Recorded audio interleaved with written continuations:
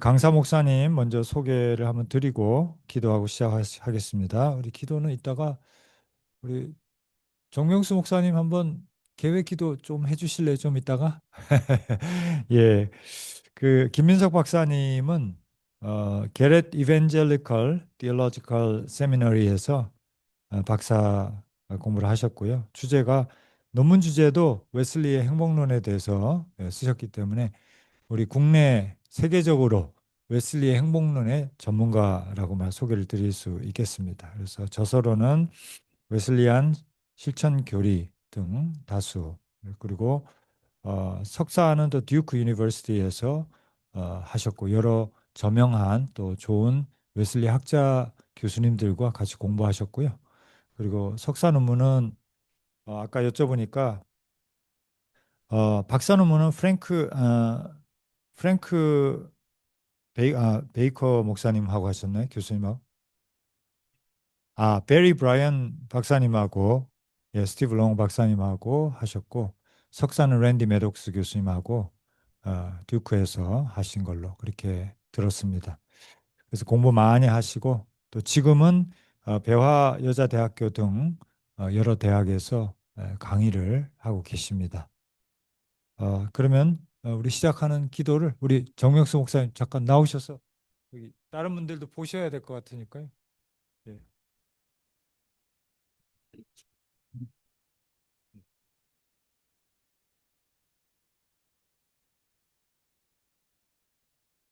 같이 기도 한번 할게요. 네. 하나님 감사합니다. 이 은혜스러운 자리에 참석할 수 있도록 또 여러 곳에서 줌으로 동참할 수 있도록 은혜 베푸신 하나님의 사랑을 감사합니다. 주여, 오늘도 우리는 웨슬레 우리 목사님을 배우려고 하오니 그에게 역사하신 성령께서 저희에게도 충만하게 조명하사 하나님의 거룩하신 뜻을 소중한 가르침을 겸손히 배우고 실천하는 저희가 되게 해 주옵소서. 특별히 평생을 주의 사역에 눈코 뜰 수 없었던 목사님께서 행복론에 대한 가르침을 김 박사님을 통해서 배우기를 원합니다. 소중한 시간, 성령의 은혜가 우리 모두에게 충만한 시간이 되게 하여 주옵소서. 예수님의 이름으로 기도드리옵나이다. 아멘. 감사합니다. 네, 그러면 김민석 박사님 모시고 박사님 발제 시간은 몇 분 정도면 좋으실까요? 예. 그럼 보통 발제를 우리가 한 3, 40분, 40분 안쪽으로 하시고 그다음에 토론 시간을 좀 갖도록 그렇게 하면 좋겠습니다. 감사합니다. 우리 뜨거운 박수로 환영하겠습니다.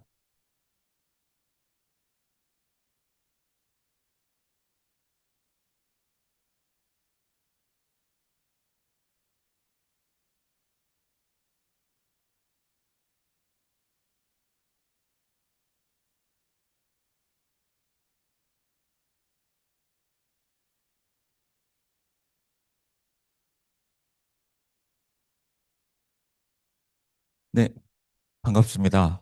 어, 5년 전에 이제 줌으로 한번 이렇게 우리 서울신학대학 아, 학생분들과 목사님들과 교수님들을 그때 만났습니다. 그때도 존 웨슬리의 행복론이라는 주제로 좀 발표를 해달라고 하셔서 문건을 만들어서 발표를 했습니다. 근데 이제 그 논문은 퍼블리시 하진 않았고요. 지금 그냥 갖고 있는데, 당시에는 이제 성결교에 왔기 때문에 제가 공부한 성결을 중점으로, 그리고 그 성결과 행복의 관계를 중점으로 논문을 만들어서 발표를 했습니다. 근데 오늘은 5년 전 4년 전, 5년 전 그인데 존 웨슬리의 행복론이라고 유튜브를 치시면 나오고 있고, 논문 자료도 아마 논문 자료가 필요하시면 제가 이제 전도사님께 그 자료 5년 미발표 논문 보내도록 할 테니까 그거 참고하시면 되고, 오늘 발표는 행복에 대해서 좀 더 집중했습니다. 왜냐하면 이신건 교수님께서 저에게 그때 한번 질문을 하신 적이 있어요. 제가 아, 유다이모니즘을 중점으로 웨슬리 행복론을 소개를 시켜드렸는데, 그 기존 이제 철학 사조 속에서 행복론이 어떻게 이야기될 수 있는지에 대해서 좀 질문을 하셨어요. 그래서 그것을 좀 보강을 했습니다. 각조 1번을 보시면, 먼저 본격적으로 들어가기 전에, 이 논문이요, 필자의 글들인 논문, 웨슬리안 구원론, 기독자의 완전 교리의 함의, 한국 기독교 신학 논총, 어, 그리고 기독교와 시민교양 편집위원회가 엮은 캠벨과 함께하는 기독교와 현대사회, AMC에서 출판된 책입니다. 여기 6장 3 어, 실천적 교양인, 그리고 제 미출판 논문 존 웨슬리 행복론, 제가 아까 설명드린 그 우리 서울신대에서 발표한 그 논문, 요 세 가지 틀에서 나왔음을, 그 주 내용이 이렇게 나왔음을 미리 말씀드립니다. 자, 여러분 보통 제가 이제 이 논문을 쓸 때 제 박사과정 친구 중에 한 친구가, 너 웨슬리 행복론을 쓴다며? 너 행복하니? 이렇게 물었어요. 근데 자, 제가 이 질문을 왜 하냐면, 이게 편하게 좀 하겠습니다. 이 자료는 다 있으니까. 우리가 보통 여러분 행복하니라고 질문을 딱 들으면 딱 떠오르는 생각이 뭐죠? 내가 지금 조금 기쁜가? 내 감정이 어떤가? 내 느낌이 어떤가? 요 지금 현 상태, 느낌과 감정의 상태를 먼저 생각합니다. 요게 현대인들이 생각하는, 저와 여러분 다 현대인들이잖아요. 네, 현대인의 범주. 현대인들이 생각하는 행복입니다. 근데 놀랍게도 서구 철학사에서, 서양 철학사에서 이러한 행복 개념은 역사가 되게 짧은 행복 개념입니다. 계몽주의 때부터 이야기했어요. 이렇게 행복은 이런 거야. 특별히 그 근대 쾌락주의자들, 아, 그 물질 중심의 사고를 하는 존 홉스부터 시작해서 이 계열에 있는 사람들이 지금 현재 내가 느끼는 만족감, 감각적인, 중요한 겁니다. 감각적인 만족감과 행복을 연결시키기 시작합니다. 그러면서 우리가 보통 이제 공부하면서 행복하면 떠오르는 최대 다수의 최대 행복 뭐죠? 공리주의. 자, 그럼 도대체 공리주의에서 얘기하는 최대 다수의 최대 행복은 뭐냐? 어떤 삶의 환경 속에서 그가 느끼는 행복감을 최대치로 최대한 많은 사람들이 누릴 수 있게끔 해주는 것. 이게 공리주의입니다. 그리고 여러분 심리학에서 행복을 연구할 때 이 관점에서 연구를 하고 있습니다. 근데 이 조류가 불과 300년밖에 안 됩니다. 그 이전에는 이게 주류가 아니었습니다. 자, 그러면 도대체 어, 다양하게 행복을 뭐라고 하는지, 박스 안을 잠깐 보시면, 아리스토텔레스는 고전적인 행복론자입니다. 진리에 대한 숙고. 이건 뭐냐면 철학을 해야만 행복할 수 있다, 이 얘기예요. 그리고 공동체에서의 사회적 삶. 그 뭐냐면 폴리스 안에서 정치적 활동을 해야 되는 거죠. 이걸 통해서 실현되는 덕스러운 사람됨의 삶입니다. 예, 덕이라는 게 중요하죠. 그리고 사람됨이라는 것이 중요합니다. 그러니까 사람됨, 인간됨의 삶을 살 수 있다라는 것은 크게 두 가지로 얘기할 수 있을 것 같습니다. 첫 번째는 그가 주체성을 갖고 있느냐라는 것입니다. 주체성. 그러니까 내 의지로, 내 의사결정대로 삶을 살아갈 수 있느냐. 그리고 그것이 덕에 일치되는 삶이냐. 누구에게도 칭송을 받을 만한 삶이냐. 뭐 이런 겁니다. 그래서 아리스토텔레스의 관점에 의하면 이 사람 되게 엘리트주의자가 될 수밖에 없거든요. 진정한 행복을 누릴 수 있는 사람은 정치 권력을 가진 철학자입니다. 그렇잖아요. 진리에 대한 숙고, 명상을 할 줄 알아야 돼요. 철학을 할 줄 알아야 돼요. 그리고 공동체에서 사회적 삶을 주도적으로 살 수 있어야 돼요. 철학해야 되죠. 이게 바로 전통적인 그 아리스토텔레스의 그 행복론입니다. 그리고 어, 이것의 이제 반대편에 있는 사람이 에피큐로스입니다. 고정 쾌락주의자인데요. 자, 우리는 쾌락주의 하면 어, 감각의 만족을 생각하잖아요. 감각의 만족의 극대화. 그러나 에피큐로스는 감각의 만족의 극대화가 행복이 아니라 진정한 행복은 육체적 고통과 정신적 고뇌에서 벗어난 상태라고 이야기합니다. 어, 논문 발표가 아닌 거죠, 교수님? 좀 편하게 해도 되나요? 자, 여러분, 그러면 어떤 상태가 육체적 고통과 정신적 고뇌에서 벗어난 상태일까요? 궁극적으로 죽음입니다. 그렇지 않아요. 죽으면 육체적 고통, 정신적 고뇌 벗어나 있지 않습니다. 그러니까 삶을 살아갈 때 죽음과 가장 가까운 상태로 살아가는 거예요. 그럼 에피큐로스의 고전 쾌락주의에서는 현실적인 삶이 어떨 것 같아요? 이 죽음과 가장 가까운 상태, 불릴 듯이 일어나는 육체적 감각적 욕망을 끝없이 눌러야 되는 거예요. 그래서 극단적인 금욕주의가 이 에피큐로스 학파의 특징입니다. 이게 두 축이었어요. 행복이 뭐냐? 그리고 이게 기독교로 넘어오면 어, 복스러운 사람됨의 삶을 보면, 자, 저희는 모든 인간은 하나님의 형상으로 창조된 존재라고 합니다. 우리 존재의 근원이 어디에 있죠? 하나님께 있습니다. 그래서 진정한 사람됨의 삶, 진정한 인간됨의 삶은 하나님을 끝없이 닮아가는 삶. 그게 존재의 근원, 창조의 시점, 시작의 인간의 상태인 거죠. 타락이 전에. 이게 아, 인간 존재의 궁극적인 목적이 되는 겁니다. 그래서 뭐 아큐나스 같은 경우는 지복직관이라고 했습니다. 직접 하나님을 대면한 상태. 이렇게 얘기하고 또 어, 많은 기독교에서는 결국 하나님과 함께하는 삶 혹은 하나님과의 합일 이렇게 이야기를 합니다.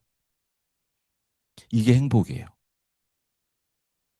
신학적인 행복, 철학적인 행복. 그러다가 근대 쾌락주의가 등장합니다. 존 홉스로부터 시작해서. 자신이 원하는 욕구와 욕망이 충족되어 만족감, 즐거움, 여유로움을 느끼는 상태로 측량 가능하고 수량화 가능한 쾌락. 이게 보통 저희가 생각하는 행복입니다. 행복감이죠. 여기에 칸트는 이성과 도덕법에 일치하는 삶의 활동이라고 얘기합니다. 좀 더 철학적이죠. 심리학에서는 심리적 안정의 상태라고 얘기합니다. 이게 다양한 행복의 관점이 있습니다. 이 각 관점의 공통점은 무엇이냐면 웰빙입니다. 한마디로 얘기하면. 웨슬리도 행복을 정의할 때 웰빙이라는 표현을 써요. 그러니까 잘됨의 상태, 잘 살고 있는 상태. 그럼 도대체 뭐가 잘 살고 있는 거냐 할 때 척도가 다릅니다. 감각적 만족이냐, 자아의 성숙감 완성이냐, 번영이냐, 육체적, 정신적, 사회적 건강이냐, 혹은 삶의 수준이냐. 이게 기준이 되게 다양합니다. 그러나 중요한 것은 무엇이냐면 행복에 대한 다양한 접근들이 있음에도 이 접근들은 모두 행복을 삶의 의미 혹은 목적과 연결시키고 있습니다. 행복을 원하지 않는 사람은 아마 아무도 없을 것입니다. 이러한 측면에서 행복 추구는요, 인간의 자연적인 어떤 갈망과 연관이 있는 것이 분명합니다. 오랜 기간 행복을 연구한 서양 철학의 관점들은요, 쾌락주의적 접근과 행복론적 접근으로 크게 구분됩니다.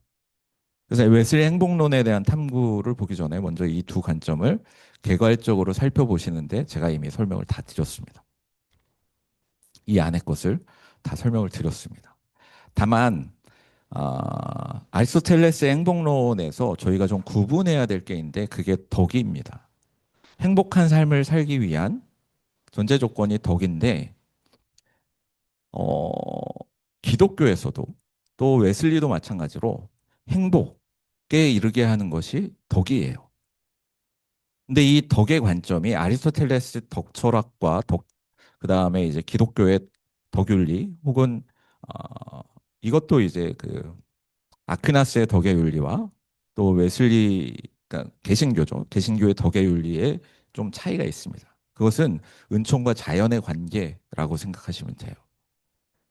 어, 아리스토텔레스가 이제 궁극적으로는 무언가 신의 존재를 상정해 두고 얘기를 하긴 하는데 모든 것을 얘기할 때 어, 외부적인 상황과 상관없이 어떤 평정을 누리는 삶 이게 행복이 또 요게 연결되는 거예요. 그러니까 그 상황을 뛰어넘어서 어, 평정을 누릴 수 있게 하는 어떤 상황 속에서도 인간다운 삶을 살아갈 수 있게 하는 요소가 뭐냐? 그게 덕이다라고 얘기를 했습니다. 근데 그 덕은 무엇이냐면 인간이 본래 가지고 있는 어떤 특징, 특성이라고 생각했어요. 즉 인간의 힘이다 라고 생각을 했습니다. 그러나 기독교 신앙은 그렇지 않죠. 아퀴나스 같은 경우는 은총과 자연 그 어딘가이고요. 개신교 신학, 특히 웨슬리도 마찬가지고 이건 전적으로 은총에 의한 것이다. 덕이.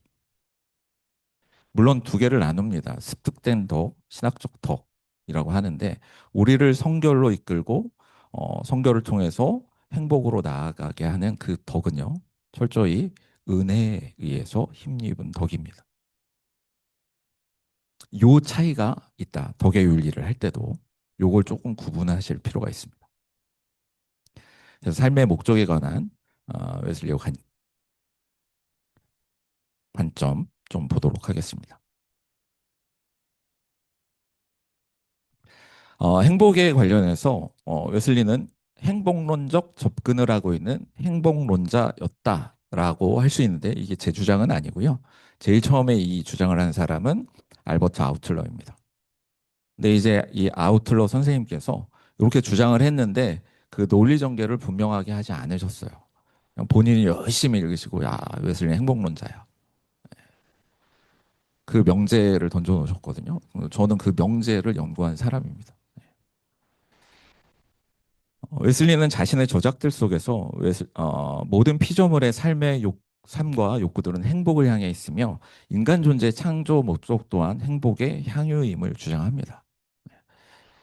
그리고 특별히 웨슬리는 사랑, 지혜, 덕, 성결 그리고 종교, 참된 종교라는 신학적이고 철학적인 개념을 여기서 참된 종교는 하나님 나라를 얘기하는 겁니다.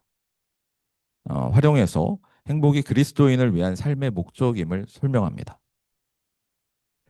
자, 어, 여기서 한 가지를 조금 제가 설명을 드리고 싶습니다. 이 종교라는 어, 저도 한국의 전형적인 개신교입니다. 그래서 종교라고 그러면 기분이 나빠요. 기독교지, 뭔 종교야? 기분이 나빠요.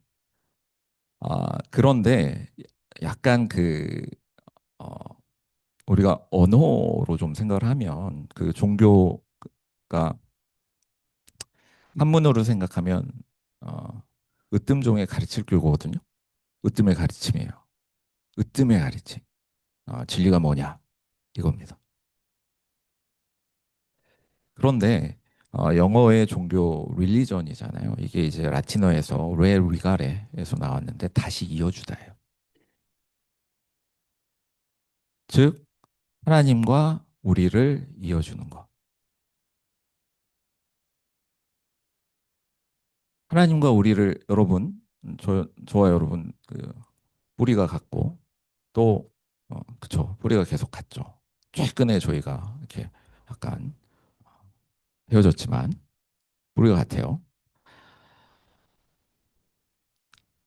하나님과 우리 사이를 이어주는 게 뭐라고 우리 믿습니까? 예수 그리스도. 그래서 기독교인, 예수 그리스도를 따르는 사람들인 거죠. 넓은 의미에서 웨슬리가 얘기했던 것, 종교, 릴리전이라고 본인이 얘기했던 것은 이 측면에서 얘기한 겁니다. 그거를 좀 생각하시고, 그래서 참된 종교는 하나님 나라다. 예수 그리스도를 통해서 우리가 누리는 영혼의 하나님 나라. 이걸 얘기하는 겁니다. 그 존재를 기반으로 좀 생각을 하시기 바랍니다. 제가 그러니까 웨슬리가 썼던 용어를 쓰다 보니까 그렇게 했고, 또 어느 곳에서는 하나님 나라라고 바꿔서 얘기하기도 해요. 즉, 웨슬리가 참된 종교라고 얘기했던 것을 이제 원문을 통해서 읽어보신다던가 그러면 그건 그냥 하나님 나라예요. 그리고 참된 기독교를 얘기하는 겁니다. 그렇게 이제 저희 그 리딩, 그러니까 그러니까 이해 구조를 그렇게 하시면 될 것 같습니다. 웨슬리에 따르면 그리스도인의 존재와 삶의 목적은 하나님께 영광을 돌리는 데 있다. 이것은 웨슬리 설교에서 웨스트민스터 소요리 문답 1번을 해석하는 설교가 있습니다. 그 웨스트민스터 소요리 문답 1번이 그게 이제 어, The Wisdom of Winning Soul이에요. 웨스트민스터 소요리 문답 1번 같은 경우는 질문이 이거죠. 인간의 참된 존재의 이유가 무엇이냐? 네, 대답은 이겁니다. 어, 하나님께 영광 돌리고 하나님을 향유하는 것, 영원히 하나님을 즐거워하는 것입니다. 그래서 어, 모든 인간 존재의 목적은 하나님께 영광을 돌리는 것이라고 이야기를 합니다. 근데 이 The Wisdom of Winning Soul이라는 설교에서 웨슬리가 이렇게 지적해요. 인간의 현실적인 한계, 저희는 죄인이잖아요. 죄인이 영광을 돌리면 얼마나 돌리겠습니까? 아니, 죄가 없다고 해도 여러분 영광을 돌린다고 해서 저희는 유한한 존재이지 않습니까? 근데 하나님은 무한하셔요? 영광도 무한하시겠죠. 저희가 우주만큼의 영광을 하나님께 돌릴 수 있다고 해도 그게 무한하신 하나님의 영광에 들어가면 어떻게 될까요? 영에 수렴합니다. 논리적으로 그렇고요. 논리적으로 얘기해도 이런데 현실적으로 저희는 죄가 관영하는 세상에서 아직도 죄악의 문제 때문에 씨름하면서 살고 있습니다. 그 현실적인 의미에서 엄밀한 의미에서 하나님께 영광을 돌릴 수 있느냐? 어렵다. 우리는 보다 하위의 의미, 현실적인 의미에서 하나님께 영광을 돌릴 수 있다. 이렇게 이야기를 합니다. 그럼 도대체 어, 보다 하위의 의미, 현실적인 의미에서 우리가 어떻게 영광을 돌리냐? 두 종류의 선을 추구하는 것이다. 웨슬리 이렇게 얘기합니다. 첫 번째는 불행에서 벗어나는 겁니다. 두 번째는 행복으로 나아가는 겁니다.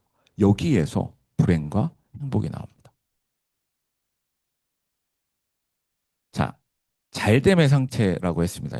뒤에 나오는데, 사실 뒤에 나오는데, 먼저 웨슬리가 행복에 대해서 정의를 딱 한 군데서 내려요. 뭐라고 내리냐면, 찰나지간에 지나가는 어떤 감각적인 만족이 아니라 지속하는. 근데 사실은 뭐 영원히 지속하는 뭐 이런 게 돼야 되지만 그거보다는 그냥 웨슬리 워딩에서는 지속적으로 우리의 영혼을 만족시키는 영혼의 잘됨의 상태라고 이야기합니다. 이게 행복이에요. 웨슬리가 얘기하는. 자, 그러면 우리 영혼의 잘됨의 상태는 무엇일까요? 아까 얘기했죠. 기독교적인 신학의 행복이 뭐냐라고 했을 때 영혼이 잘 돼야 됩니다. 영혼. 우리 영의 근원이 있죠? 하나님. 결국 하나님 안에 있는 것, 하나님과 동행하는 것, 이걸 얘기하는 겁니다. 이게 행복의 상태예요. 제가 이것부터 먼저 이야기한 이유가 있습니다. 이게 궁극의 행복이라면 궁극의 불행은 무엇일까요? 하나님과 분리되어 있는 것입니다. 하나님과 분리되어 있는 것, 그 원인이 무엇입니까? 죄입니다. 그래서 불행에서 벗어나라라는 것, deliverance from misery라고 웨슬리가 써놨는데 이것은 죄로부터 벗어나라라는 것입니다. 결국 예수 그리스도의 속죄의 보혈에 의해서 죄의 문제에서 벗어나는 것, 이게 먼저입니다. 그리고 두 번째, 행복으로 나아가라, 행복으로 진전하라, 이렇게 되어 있습니다. advancement in happiness 이렇게 썼습니다. 웨슬리가. 행복으로 나아가는 것, 행복으로 진전하는 것, 이게 하나님께 영광 돌리고 하나님을 향유하는 것인데 이것은 더욱더 하나님과의 관계가 밀접해지는 것, 그것을 이야기합니다. 그리고 이 상태를 웨슬리는 실제적이며 견고하며 본질적인 행복이다라고 얘기를 하는 거죠. 그리고 이 땅에서 이런 측면에서 웨슬리가 이야기하고 있는 것은 뭐냐면 기독자의 완전을 추구하는 겁니다. 그 성결을 추구하라는 거죠. 성결이라는 것은 웨슬리에게 엄브렐라 텀이거든요. 성결은 어느 곳에서는 성화 과정 자체를 얘기하기도 하고 어떤 곳에서는 기독자의 완전을 이야기합니다. 그걸 다 포함하고 있는 용어가 성결입니다. 그래서 행복으로의 진전, 이 여정을 표현하기 위해서 은총 속에서의 성장, 은총으로부터 은총으로, 또 사랑의 정도, 행복의 정도, 또 믿음에서 믿음으로 이런 표현들을 사용합니다. 결국 성화의 과정 속에서 기독자의 완전, 그 성결을 추구하라라는 것을 이야기하고 더 나아가서는 영화까지도 나아가야죠. 예. TMI인데 제가 논문에 그 이터널 해피니스를 안 썼습니다. 이터널 해피니스를 쓰다가 제가 쓰러졌거든요. 도저히 내가 못 쓰겠다. 난 졸업해야 되겠다. 예. 그리고 이건 나중에 연구하겠습니다. 저희 지도 교수님 붙잡고 제발 졸업시켜 달라고. 제발 졸업시켜 달라고. 이거 안 쓰면 졸업 안 시켜준다. 하고 이거 쓰게 하고 조건부 졸업시켜 주신다고 얘기하셨는데 다른 부심들이 박사 논문 이 정도면 됐지 뭘 더 쓰냐고 해서 졸업했습니다.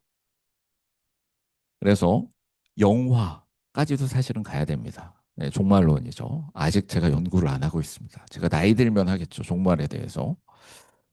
그래서 영화까지 가는 겁니다. 그리고 이 땅에서 저희가 추구하는 것은 기독자의 완전, 성결이고요. 또 거기서 끝나는 것이 아니라 사실은 계속적으로 어, 나아가는 것이 또 있습니다. 기독자의 완전 이후에도.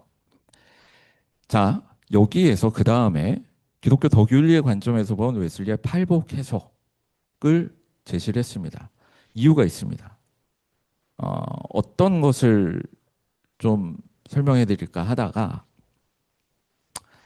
여러분 그 웨슬리의 팔복 해석은요. 본인이 이렇게 얘기했습니다. 행복으로 이르는 길 이렇게도 얘기했는데 사실은 해석을 할 때 기독자의 완전 혹은 성결을 지향점으로 나아가는 기독자의 여정을 설명하는 겁니다. 팔복은 웨슬리의 팔복 해석은. 그리고 이것을 어떤 틀에서 해석하냐면 행복론의 틀에서 해석합니다. 우리가 팔복 다 알잖아요. 심령이 가난한 자는 복이 있나니 천국이 저희 것이며 이러면서 쭉 나온단 말이에요. 그래서 히라보 원어로 마카리오이 이렇게 앞에 씁니다. 이것을 사전을 찾아보시면 블레스드라고 되어 있습니다. 근데 그 다음 잘 안 찾아보시는데 해피예요. 두 번째 뜻이. 그리고 세 번째 뭐 프라핏 뭐 이런 게 있습니다. 이게 사실은 다 이어지는데 이 마카리오이가 뜻하는 것은 무엇이냐면 신으로부터 축복받아서 행복한 상태인데 그 행복한 상태가 무엇이냐면 본인이 인간으로서 적합하게 살고 있는지 하나님의 자녀로서 신의 자녀로서 적합하게 살고 있는지 이걸 다 포함하는 게 마카리오이입니다. 근데 웨슬리는 자신의 신약성경 주석 혹은 신약성서 주에 에서 팔복을 이 마카리오이를 뭐로 번역을 했냐면 다 해피로 바꿔버렸습니다. 블레스드가 아니라 해피로 바꿔버려 두 번째 뜻으로 바꿔버렸습니다. 그래서 궁극의 행복에 이르는 길 아니면 행복한 사람들의 상태라고 팔복을 보시면 됩니다. 그 관점에서 보면 일반적으로 사람들은요 소유, 환경의 조건, 삶의 만족도에 따라서 행복을 말합니다. 이러한 이유로 최근에 행복지수를 측정할 때 연구자들은 소득, 평균 수명, 교육 수준, 사회적 지원, 환경, 사회복지와 같은 객관적 기준뿐만 아니라 삶의 만족도, 주관적 웰빙 등 주관적인 만족감까지 행복의 척도로 활용합니다. 그래서 많은 사람들이 외적인 환경에서 시작해서 내적인 만족감에 도달하는 방식으로 행복을 얘기합니다. 그러나 기독교는 그렇지 않습니다. 행복에 대해서 마음의 문제로부터 설명을 합니다. 그리고 그 마음의 문제로부터 설명을 하는데 그 환경을 뛰어넘는 그 영혼의 만족, 이걸 얘기하는 거죠. 따라서 기독교에서는 예수 그리스도를 믿는 믿음으로 하나님과의 관계 회복이 행복의 기초가 되죠. 그리고 이 관계 회복, 은총의 지속적인 은총에 의해서 밀접해지는 관계 회복이 그 영혼을 지속적으로 만족하게 합니다. 그리고 그를 영원한 행복 가운데 있게 하죠. 그가 누리는 영혼의 만족과 궁극의 행복은 그를 변화시켜 인생이 복되고 지속적인 기쁨의 사람이 되게 합니다. 이게 기독교가 말하는 행복입니다. 그래서 기독교가 말하는 이 행복은 인간으로 하여금 하나님과의 관계 회복을 기반으로 나 자신과의 관계 회복이라는 내면적 영역에서 이웃과의 관계 회복이라는 외적 영역으로 나아가게 합니다. 여기서 중요한 것은 무엇이냐면 기독교 신학에서 그럼 이 관계를 다 어그러뜨리는 게 무엇이냐? 죄의 문제입니다.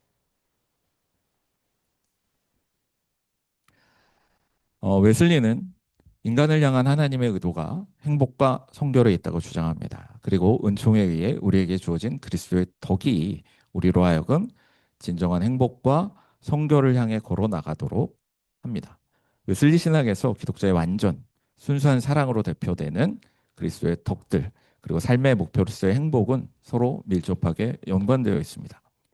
그리스도인의 완전은 영혼, 인격, 삶에 있어서 그리스도 닮음을 요구합니다. 그리스도 예수 안에서 그리스도의 마음으로 삶을 살아가는 것을 의미합니다.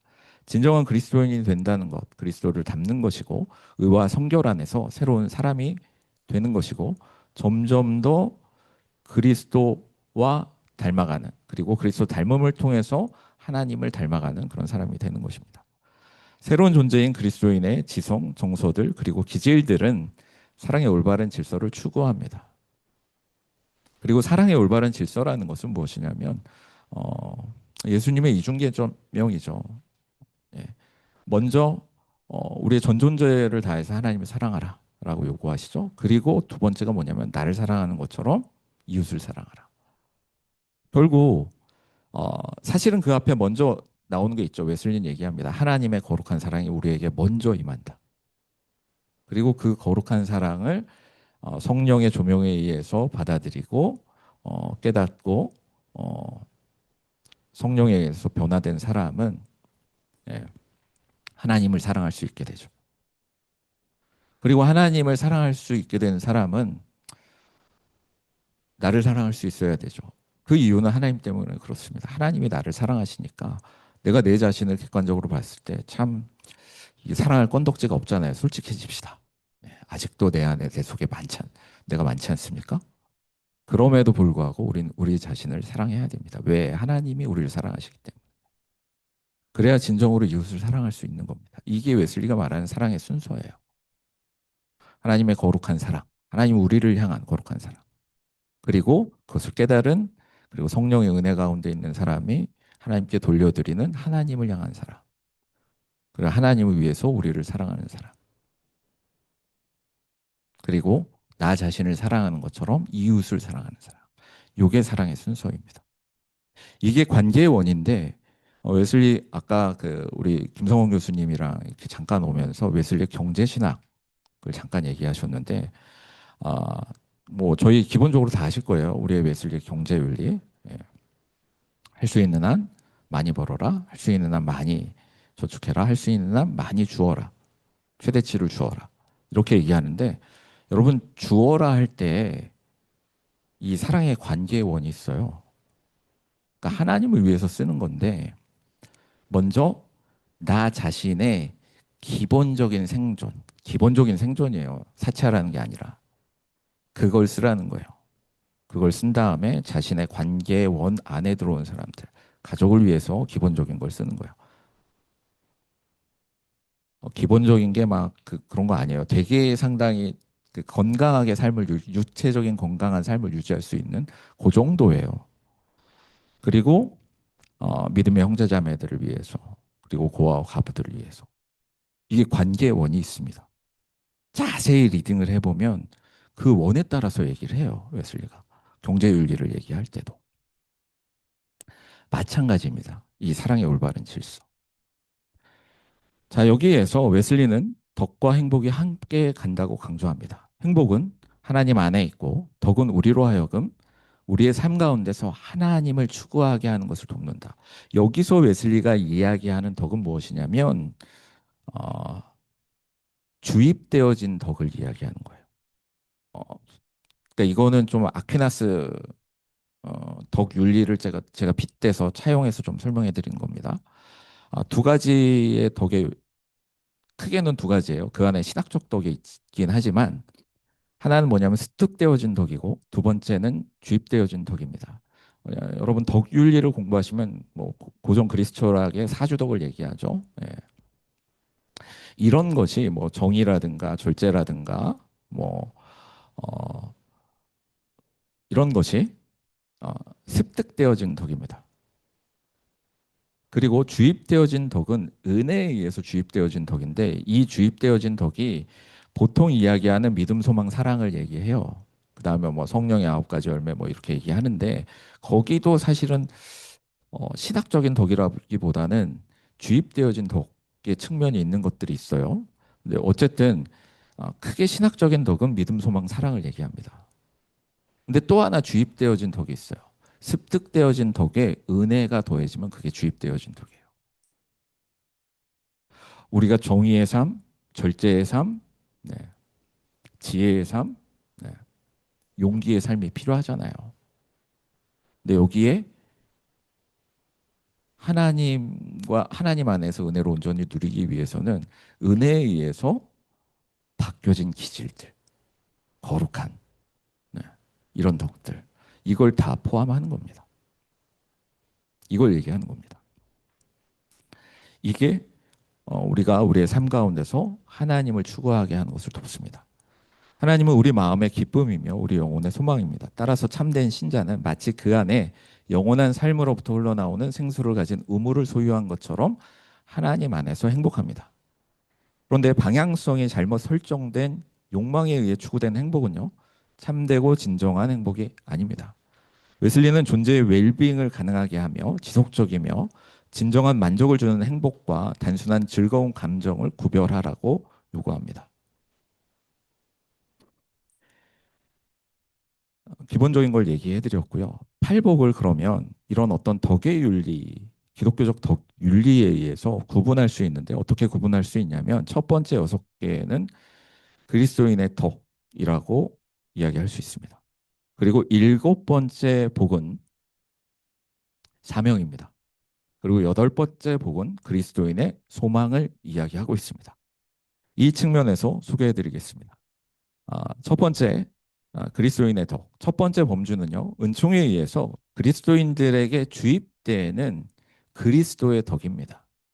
하나님께로부터 우리는 은총에 의해서 심령의 가난, 애통, 온유, 의에 줄이고 목마름, 긍휼, 마음의 청결의 덕을 받게 됩니다.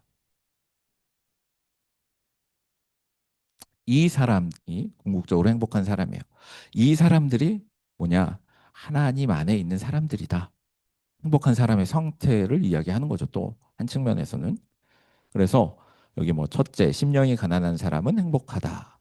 둘째, 동하는 사람은 행복하다. 이러면서 쫙 소개를 해드렸는데 이게 짧게 했는데 요 산상수훈 강해 설교가 있잖아요. 1번에서 3번까지가 이 팔복 해석 설교들입니다. 그거를 제가 짧게 요약을 해서 올려드린 거예요. 그래서 한 번씩 읽어보시고 저는 제가 만약에 집회를 나가면 요 내용을 가지고 합니다. 요걸 늘려가지고. 그래서 우리 전도사님들, 목사님들도 요 웨슬리가 도대체 이 팔복을 어떻게 해석했는지 한번 보시고 설교 때, 설교하실 때 잘 활용하시면 좋겠습니다. 그래서 그것은 좀 읽어보시면 될 것 같고요. 그래서 7페이지 보시면 마지막 문단으로 내려가 보도록 하겠습니다. 7페이지 마지막 문단. 그거는 조금 읽어드리겠습니다. 심령에 관한 애통함, 온유, 의, 어, 긍휼, 그리고 마음의 청결이라는 덕은 우리에게 진정한 그리스도인의 특징이 무엇인지를 알려주는 마음의 종교 그 자체이다. 진정한 종교란 무엇인가? 바로 하나님과 인간을 향한 올바른 기질. 이게 뭡니까? 하나님 사랑, 이웃 사랑입니다. 거룩한 사랑을 이야기하는 겁니다. 이러한 주장들은 웨슬리의 사상과 신학의 핵심이 거룩한 기질의 형성에 초점이 맞추어져 있음을 암시하고 있다. 정서와 기질 모두 인간의 내적 특성을 묘사하는 용어들이다. 랜디 매독스는 정서와 기질을 다음과 같이 해석한다. 정서가 단순한 반응적 사랑의 능력이라면 기질은 사랑하게 하는 발달된 지속적 경향성이다. 이건 사실 랜디 매독스만 이렇게 얘기하는 게 아니라 케네스 제이 콜린스도 이렇게 동일하게 얘기합니다. 다만 그러니까 정서와 기질 가운데 뭐가 근본적이냐? 기독자의 완전을 해석할 때 그게 이제 두 분이 줄기차게 막 논쟁하고 있거든요. 이거예요. 기독자의 완전에 관한 논쟁은. 예. 뭐가 근본적? 둘 다 얘기해요. 이 둘 다 얘기하는데 예. 뭐가 파운데이션이냐? 한 사람은 정서다, 한 사람은 기질이다, 어펙션이다, 템퍼다 이거 갖고 논쟁하시는 거예요. 뭐 저는 두 분 다 스승님이시기 때문에 누가 옳다라고 뭐 모르겠습니다. 그래서 신생이 정말 중요한 겁니다. 칭의, 신생 이 면에서. 그리고 성숙의 과정에서 덕의 성숙의 과정에서 공동체가 중요한 거예요. 신앙 공동체. 그래서 공동체적 성결, 소셜 홀리니스, 사회적 성결. 근본적으로는 이건 공동체적 성결입니다. 그 다음에 나갈 수 있는 거예요. 소셜 홀리니스라는 용어를 들으시면 이건 공동체적 성결이라고 들으시면 돼요. 근데 이제 사회적 소셜 릴리전이라는 용어가 있습니다. 이건 사회적 종교를 또 얘기해요. 두 가지를 다 포함하는 거예요. 이 용어를 읽으실 때.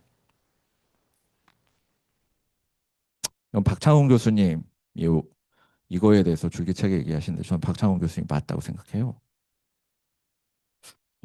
제 선생님한테 혼날 것 같은데요. 네. 자, 요 측면을 아시고 이제 시간이 별로 없기 때문에 그리스도인의 사명 두 번째 보십니다. 둘째 범죄인 일곱 번째 복은 화평은 그리스도인의 사명 혹은 의무를 말하고 있습니다. 화평케 하는 사람 행복하다. 요거 읽어보시면 됩니다. 그래서 그 다음 페이지, 다음 달라 읽어드리겠습니다. 그리스도인에게 심기어진 그리스도의 덕들이 성숙하고 성장해서 열매를 맺습니다. 그게 화평입니다. 웨슬리는 고독한 그리스도인이라는 말은 형용 모순이라고 강력하게 주장합니다. 그리스도인은 그리스도의 덕인 자비로 충만한 존재입니다. 그러므로 진정한 그리스도인은 모든 사람에게 모든 선한 일을 할 모든 기회를 가지려고 하는 존재입니다. 하나님의 거룩한 사랑과 자비로 충만한 그리스도인은 자신의 개인 구원에만 만족하지 않고 타인의 구원을 향해 나아가게 됩니다. 따라서 웨슬리는 그리스도의 복음은 사회적인 종교를 제외하고는 종교를 알지 못하며 사회적 성교를 제외하고는 성교를 알지 못한다고 말하며 기독교의 사회성과 공동체성을 강조했습니다. 여기서도 얘기했죠. 여기 사회적 성결이 나오는데 근본적으로는 공동체적 성결입니다. 그리고 그 다음에 나가는 거예요. 사회적 종교. 하나님의 거룩한 사랑과 자비로 충만한 그리스도인은 자신의 개인 구원에만 이거 했죠. 이러한 확신으로 웨슬리는 모든 웨슬리안에게 세 가지 규율로 이루어진 일반 규칙, 악을 피하라, 선을 행하라, 그리고 하나님께서 제정하신 규례를 힘써 지키라, 이것을 지킬 것을 요청했습니다. 그리고 이것은 사회의 변혁과 긍휼의 사역으로 확장되었습니다. 자, 마지막으로 여덟 번째 복은 마음의 종교를 소유한 그리스도인의 소망을 말하고 있습니다. 의를 위해 핍박을 받는 사람은 행복합니다. 하나님과의 관계에서의 평화, 나 자신과의 관계에서의 평화, 이웃과의 관계에서 평화, 특별히 하나님과 세상과의 관계에서 평화를 추구할 때 어려움을 경험할 수 있습니다. 왜? 세상은 본질적으로 특성상 하나님과 멀어지려는 특성을 가지고 있기 때문입니다.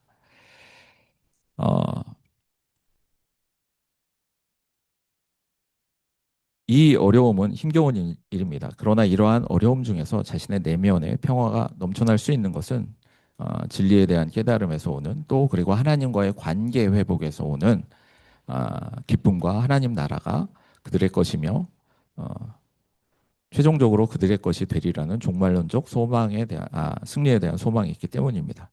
그 웨슬리안 신학에 따르면 팔복은 기독자의 완전을 향해 나가는 순차적 순서에 대한 설명이라고도 해석할 수 있습니다. 저는 그렇게 해석을 합니다. 진정한 그리스도교는 심령의 가난에서 시작해서 여기에 기록된 순서대로 하나님의 사람들이 완전해지는 것까지 가는 것이다. 네. 전 웨슬리가 직접 이렇게 얘기했고요. 팔복은 진정한 그리스도인들이 어떠한 과정으로 그리스도의 인간적 의에 모두 참여하게 되는지를 설명합니다. 그리스도인들이 평화를 위해 일하는 사람들이 될 때 박해가 뒤따릅니다. 왜냐하면 세상의 영은 하나님의 영과 정반대로 작용하기 때문입니다.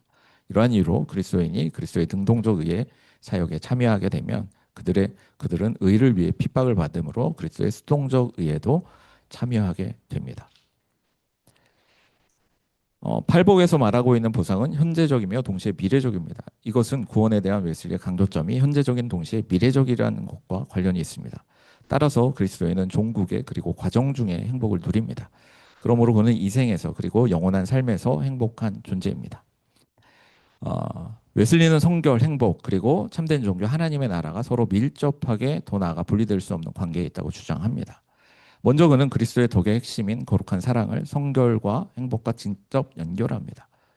우선 그는 성결을 사랑의 관점에서 바라봅니다. 초기 설교 마음의 할례에서 웨슬리는 세 가지 측면에서 성결 개념을 설명합니다. 간단하게 얘기하면 첫째, 하나님의 도덕적 형상의 온전한 회복을 이야기합니다. 두 번째, 그러니까 내적 죄악성의 온전한 치유를 얘기합니다. 풀어서 설명하자면. 세 번째, 어, 하나님의 거룩한 사랑, 그리스도를 통해서 실현된 그 거룩한 사랑의 현실화, 실현. 이게 성결의 세 가지 요소입니다. 세 가지 요소 중에 그리스도의 덕의 실현, 덕의 핵심, 사랑. 자녀를 위한 교훈서에서 웨슬리가 아주 간단하게 성결에 대해서 설명했습니다. 성결이란 다름 아니라 하나님을 사랑하고 하나님을 위해서 온 인류를 사랑하는 겁니다. 이게 성결입니다. 즉 성결을 좀 이렇게 쭉 늘어뜨리자면 하나님의 거룩한 사랑의 실현을 이야기하는 거예요. 그러니까 사랑과 성결은 같다라고 보시면 됩니다. 왜 그런지 사랑을 가장 우선시하는 속성으로 여겼기 때문에 그렇습니다.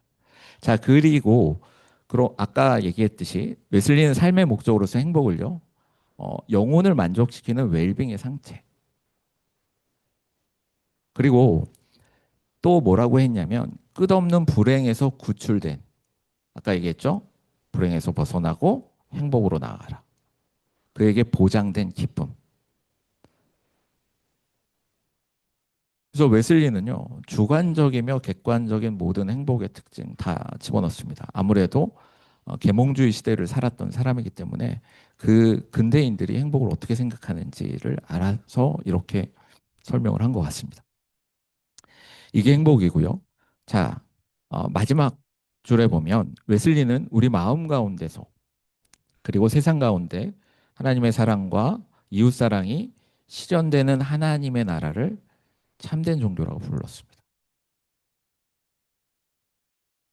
그러니까 이게 구원론으로 아니면 완전을 향해 가는 여정에서 이렇게 간단하게 저는 설명해 드리고 싶습니다. 이게 성결과 행복의 상관관계를 간단하게 설명해 드리는 건데 읽어보시면 됩니다.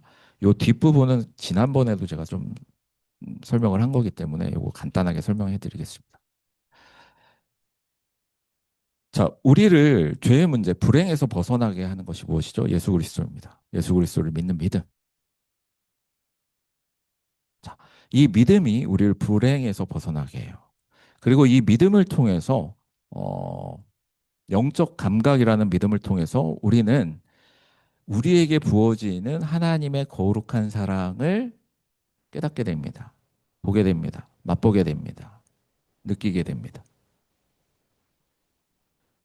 그러면 그 거룩한 사랑을 계속 느끼는 사람이 인간이라면, 인간이라면, 자기를 사랑하는 분에게 그 사랑을 되돌려 드려야 되는 게 정상 아닙니까?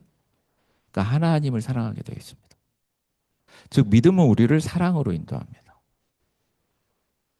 그리고 이 사랑은 그리스도 닮음으로 우리를 인도합니다. 그것이 바로 성결입니다. 그리고 이 성결은 우리를 하나님 안에서 영원한, 진정한, 실제적인 행복을 누리게 합니다. 그리고 이것이 우리 영혼 안에 이루어지는 하나님 사랑과 이웃 사랑의 진정한 현실화. 이게 바로 하나님 나라죠. 이러한 상관관계가 있습니다. 이 워딩이 다르지만 어쩔 수 없습니다. 이것을 제가 얘기했냐? 아닙니다. 아우틀러가 얘기했습니다. 아우틀러가. 물론 제가 믿음을 추가했지만 성결이 어, 행복으로 우리를 인도한다. 이렇게 얘기를 했어요. 그 앞에를 제가 조금 더 추가를 했지만 이게 성결과 행복의 상관관계입니다. 그리고 아, 저희 몇 페이지일까요? 조금 지나가서 행복 성결 행복과 성결의 상관관계 지나가시고 12페이지 보시면 하나님 나라에서 하나가 되는 행복과 성결 이렇게 어, 제목이 있습니다. 웨슬리는 하나님 나라 안에서 성결과 행복이 결합된다는 확신을 가지고 있었다. 그것을 어디서 보실 수 있냐면 설교 7번 하나님 나라에 이르는 길 The Way to the Kingdom 그 1-12에 이 워딩을 정확하게 보실 수 있습니다. 하나가 되는 성결과 행복. 이게 바로 하나님 나라다. 이렇게 아예 얘기를 했습니다. 또 하나 하나님의 일체성이라는 설교가 있습니다. 설문 120번 The Unity of the Divine Being 여기 17에 보시면 동일한 이야기를 하고 있습니다. 그러니까 참된 종교 여기선 참된 종교로 얘기하고 있거든요. 행복과 성결과 참된 종교를 설명하고 있습니다. 여기에서 요 일차 더 많이 있어요. 더 많이 있지만 요그 키 핵심 주제를 요 크게 두 군데에서 좀 찾아보시면 실제 워딩 웨슬리의 워딩을 보실 수 있습니다.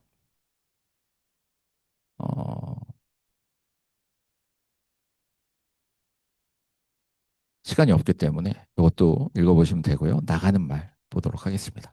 그리스도인의 삶의 여정을 믿음, 사랑, 삶과 마음의 성결, 행복, 참종교라는 개념들로 생각해 참종교는 하나님 나라입니다. 생각해 본다면 다음과 같은 순서들로 설명할 수 있다. 제가 설명드렸습니다. 성령의 은총 가운데 믿음은 그리스도인을 사랑의 체험과 실천으로 인도한다. 사랑은 그로 하여금 하나님 사랑과 온 인류에 대한 사랑의 마음으로 마음을 행동으로 실천하는 마음과 삶의 성결로 인도한다.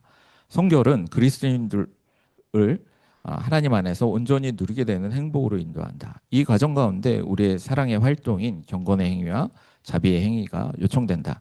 왜냐하면 은혜의 수단, 적극적 활용을 통해서 우리의 마음과 삶의 사랑이 체화되며 사랑의 활동이 구체화되기 때문이다.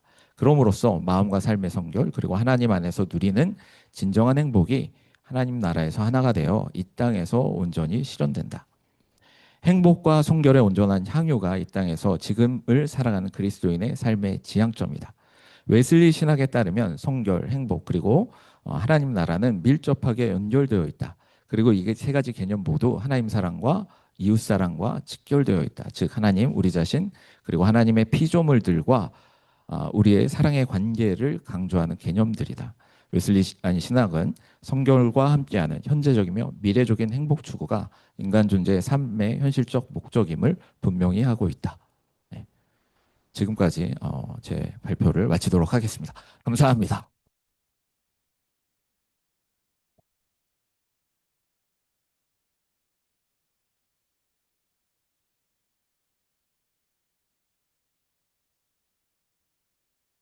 네. 참 너무 좋은 것 같습니다. 예. 행복이 뭐냐? 웨슬리 신학 연구소의 세미나에 참석해서 이제 이런 얘기를 들을 수 있는 것이 행복이다. 이렇게도 생각이 드는데요. 감사합니다. 네, 오늘 김민석 박사님께서 많은 내용을 정말 아주 예, 짧게 잘 요약해서 알려주셔서 감사하고요. 아, 이제 자유롭게 좀 토론하면서 또 어, 좀 배우는 시간을 갖도록 하겠습니다.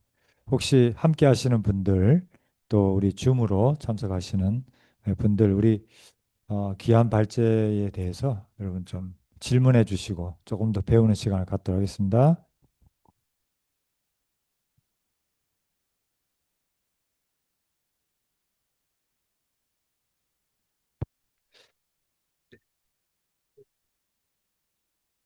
유재성 박사님, 네. 안 그래도 아퀴나스 얘기가 자꾸 저기 나와가지고, 아끼나스 전문가가 계신데 제가 저기 전문가라기보다도 잘못 알려졌는데 그 스테판 롱 교수님, 그 교수님 제자 중에 크리스토퍼 하들리라고 하는 분이 계세요. 이제 그분이 제가 이제 논문 쓸 때 부주임이셔가지고 이거 이제 거룩한 기질, 이제 정서 이 문제 가지고 이제 이야기를 또 제 논문 안에서 조금 써야 되는 지점이 있었어요. 그래서 이제 자기가 스테판 롱 교수님 이메일 알려줄 테니까 사사를 좀 받아라. 그래서 이제 그렇게 했던 기억이 있는데 오늘 그런 이야기를 또 해주셔가지고 네. 그래서 약간 좀 그런 생각도 좀 나고요. 그리고 이제 오늘 사실은 이제 좀 뭐 이제 박사 세미나나 이런 데 됐으면 아마 더 많은 이야기를 하셨을 것 같아요. 그래서 좀 뭐 오르도 아모리스에 대한 이런 이야기들도 좀 할 것 같고 예, 그리고 이제 뭐 아퀴나스에서 이제 덕이니까 덕과 관련해서 조금 더 깊이 있게 얘기를 하실 수도 있을 것 같고 근데 이제 저는 이제 아까 그 두 분 다 스승님이라고 하시면서 이제 정서와 기질에 대해서 뭐가 옳은지 모르겠다고 하셨는데 여긴 다 기질 얘기를 하시더라고요. 그래가지고 이제 좀 그래도 스테판 롱 교수님의 이런 사사 아래 어떤 변화된 어떤 상태 그 자체가 아니라 어떤 처음에는 반응이지만 즉각적 반응이 일어나지만 그 반응을 이제 어떤 방식으로 우리가 그리스도의 삶의 여정과 과정 안에서 이 성화라고 하는 측면에서 좀 이야기를 할 거냐 이 지점에서 사실은 좀 강조된 게 그러니까 이 메커니즘을 이야기하는 게 말하자면 이제 콜린스 박사님보다는 이제 매덕스 박사님 쪽인데 이제 그런 쪽으로 이제 행복론이랑 연결해가지고 이야기를 해주신 것 같아요. 근데 이제 여기 이제 계신 분들은 이제 현장에 있는 분들이고 그러다 보니까 여기서 이제 사회적 성결에 대한 이야기 이렇게 좀 해주시고 또 행복에 관한 이야기를 하시면서도 이게 결국에는 이제 공동체 안에서 굉장히 좀 중요하게 여겨져야 되는 지점이 있다는 거를 얘기서도 해주시더라고요. 그래서 그냥 요 글에 있는 것만 이야기를 하자면 거룩한 정서가 말하자면 최초에 우리가 이제 신생이라고 한다면 이 신생에 그리스도의 의가 덧입혀졌을 때 일어나게 되는 어떤 그런 정서가 어펙션이 그게 이제 어떤 방식으로 이제 거룩한 기질로 가느냐라고 할 때 그 거룩한 기질로 뿌리 내리는 게 어떻게 보면 행복에서 되게 중요한 거잖아요. 그 과정과 그 여정에 있어서 신앙 공동체는 어떤 은혜의 수단을 제공해 줄 수 있겠느냐. 요 지점에 대해서 좀 한번 이야기를 해주시면 좀 좋지 않을까 생각이 좀 듭니다. 네, 우리 유재승 박사님이 옛날에는 안 그랬던 것 같은데 한국 오셔서 목회하시면서 항상 신앙 공동체 여기에 굉장한 많은 관심 가지고 계시는데요.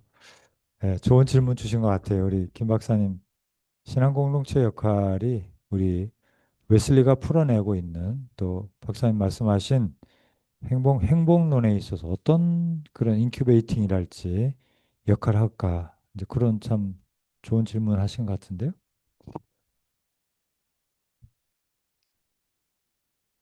그 결국 이제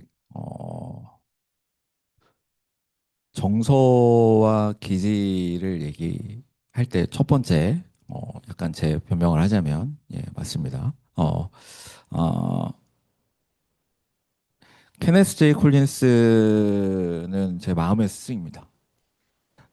왜냐면 웨슬리 신학을 케네스 제이 콜린스로 시작을 했습니다. 어, 그분의 책 The Scripture Way of Salvation이 제가 웨슬리를 공부하게 된 계기예요. 그리고 어, 잠깐 아까 교수님하고도 얘기했듯이 저희가 한국인이기 때문에 그분이 맞아요. 한국적 신앙 상태에서는. 네. 신앙적 체험을 중시하는 저도 이제 기도원에서 저는 자라난 사람입니다. 어, 그러니까 뭐가 근본적이냐라는 사실은 그 질문인데 저는 근본적인 것은 솔직히 말씀드리면 어펙션이라고 생각을 해요. 그러나 지향점은 템포라고 생각을 합니다. 그래서 이 템포라는 것, 그러니까 기질, 사실은 이게 덕이거든요. 어펙션은 경향성이라고 생각하시면 되고요. 템퍼는 덕과는 달라요. 다르지만 그냥 우리가 생각할 때 그냥 덕이랑 등치는 아니다 비슷하다라고 생각하시면 감을 잡으실 수 있습니다. 저도 이거 처음에 공부할 때 감이 잘 안 잡혀서 너무너무 힘들었고요. 그러면 이 어펙션이 템퍼가 되는 그 과정에서 신앙 공동체가 없으면 웨슬리는 없으면 불가능하다, 거의 불가능하다라고 봤습니다. 그런 의미에서 신앙 공동체가 중요한 거죠. 그러니까 은수사들, 성 안토니라든가 그 웨슬리의 관점에서는 저거는 그러니까 물론 예외적으로 가능할 수도 있겠습니다만은 웨슬리는 평범한 사람들을 위해서 목회하고 신학했던 사람이기 때문에 신앙 공동체라는 것이 없으면 사실은 그리스도 닮음이 불가능한 겁니다. 그 안에서 하나님 사랑과 이웃 사랑, 즉 경건의 행위, 자비의 행위, 혹은 뭐 어, 사실 경건의 행위, 자비의 행위는 다름 아니라 하나님 사랑을 어떻게 할 것인가, 이웃 사랑을 어떻게 할 것인가. 이게 공동체 안에선 이루어질 수 없다. 공동체 밖을 떠나서는 신앙 공동체 밖, 교회를 떠나서는 이루어질 수 없다라고까지 저는 그렇게 해석을 합니다. 어, 그리고 그 안에서 끊임없이 이런 신앙 훈련을 할 수 있는 여러 가지 프로그램들을 만든 거죠. 제 책 소개를 하나 더 하겠습니다. KMC에서 올 여름 지나면 어, 책 제목은 정해야 되지만 웨슬리 신학과 은혜의 수단, 웨슬리안 훈련과 실천 이 책이 나올 겁니다. 이 은혜의 방편에 대한 것인데 은혜의 수단에 대한 것인데 끊임없이 신앙 공동체 안에서 또는 가정 안에서 이 훈련을 하게 프로그램을 짰습니다. 결국 이 덕의 함양이라는 것은 그러니까 거룩한 템포, 홀리 템포의 함양이라는 것은 함께하는 그러니까 하나님의 은혜가 주어지지만 하나님의 은혜를 받은 사람들이 모여서 함께 이 길을 걸어가지 않으면 물론 기독자의 완전 자체는 하나님의 그런 은혜예요. 은혜로 이어지는 거예요. 그러나 그 여정을 걸어가기 위해서는 신앙 공동체를 벗어나서는 결코 할 수 없다. 그 증거가 저는 어, 은혜의 방편이라고 얘기를 하고 또 한 가지는 덕에 대해서 설명을 합니다. 여기 그 산상수훈 설교 이렇게 읽어보시면 여기에서 웨슬리가 어떤 걸 얘기하냐면 예를 들자면 이제 온유를 좀 설명을 해드릴게요. 어, 온유는 온화한 걸 얘기하는 거잖아요. 근데 이제 성경에 보면 이건 웨슬리 얘기는 아니에요. 성경에 보면 구약 성경에서 가장 온화한 사람, 이 땅에 가장 온화한 사람 누구라고 했죠? 모세. 모세 온유하나요? 온유하나요? 사람 죽였습니다. 그리고 십계명 깨트려서 버렸어요. 이게 온유, 우리가 보통 인간적으로 생각하는 온유인가요? 뭐 성경이 거짓말하나요? 이 온유는요, 세 가지 측면에서 얘기할 수 있어요. 그리고 성경에서 얘기하는 온유를 얘기할 때 사실은 경건한 복종이라는 뜻이 있습니다. 히라보 언어에. 결국 이 온유는 하나님께 온유를 얘기하는 겁니다. 온유의 세 가지 측면은 하나님께 온유하고 나 자신에게, 그 다음에 이웃들에게 온유한 측면입니다. 근데 이 온유라는 은혜에 힘입은 온유라는 거룩한 기질을 봤을 때 기본적으로는 하나님께 온유한, 하나님께 절대적으로 순종하는 사람인데 여기에서 출발해서 어, 이웃들에게 온유한 사람을 갈 때 공동체 생활, 사회 생활이 없으면 이 온유의 덕은 절대로 개발될 수가 없습니다. 그러니까 그 깊어질 수가 없습니다. 이런 측면에서 공동체와 사회가 필요한 거죠. 네, 이 정도만 얘기하겠습니다. 잠깐만 하나만 보태주면 그러면 이 정서하고 이 기질이라는 거 지금 이제 온유라고 하는 것도 이야기를 해주셨는데 팔복이랑 이제 연동해가지고 하면 이제 화평케 하는 자 뭐 이게 쭉 나올 텐데요.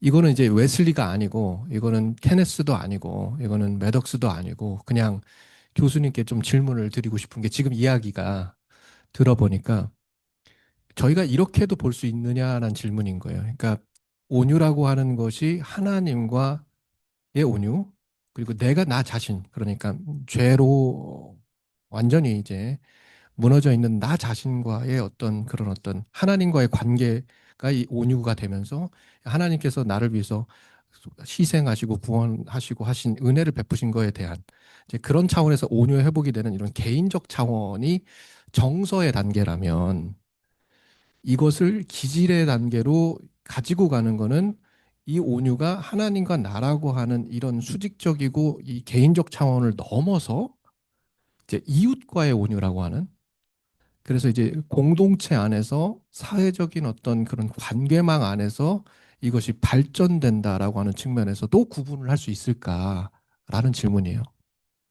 저는 약간 그 관점이 조금 다른데요. 그러니까 온유라는 그 어펙션, 네, 씨앗이 심겨 거룩한 템포로 이제 기질이 바뀔 때 저는 세 가지 측면이 다 바뀐다고 봅니다. 그리고 그 세 가지 측면에서 결국은 이제 템포라는 것은 어, 경향성이 아니라, 그러니까 이게 그 경향성인데 그 경향성이라고 얘기할 때는 디스포지션을 얘기할 때는 그 순간순간 바뀔 수 있는 가능성이 너무 많잖아요.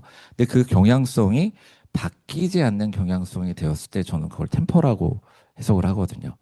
그래서 이 어펙션이라는 그 단계에서 얘기할 때 저는 세 가지 측면이 다 함께 얘기돼야 되고 템포를 얘기할 때도 세 가지 측면을 다 함께 얘기해야 되지 않는가라고 하는데 여기서도 그 사랑의 그 순서 있잖아요. 그럼 가장 우선되는 게 무엇이냐? 하나님과의 관계다. 네. 그런 측면에서 이제 저는 논리적인 구조를 세팅을 하고 그렇게 해석을 하고 있습니다. 네. 네. 오케이. 그러니까 이게 상황, 네. 그 무슨 말씀인지 안 돼. 현실적, 야, 역시 되게 목회에 관심이 많으시신 것 같은데, 교수님. 어,